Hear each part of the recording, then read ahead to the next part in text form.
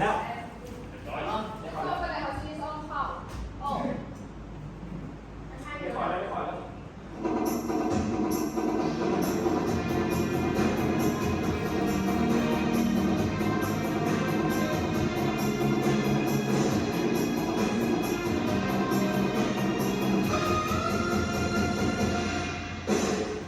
เดินล้น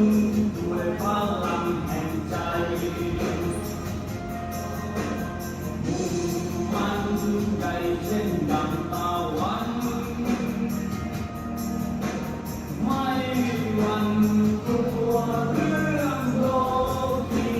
ยากเย็นแต่ก็ธรรมชาติแม้ในการโบราณทำงานต้องได้สิงโตสุภาษันสะท้อนความเมตตา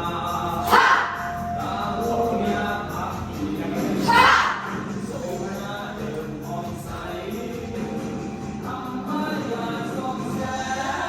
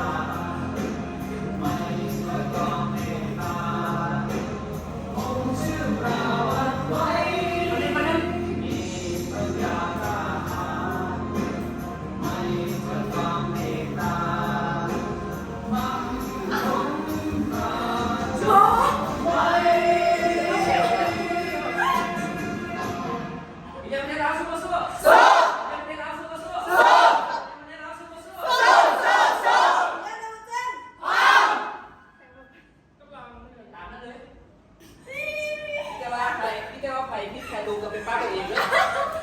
เฮ้ยเฮ้ยเซนติ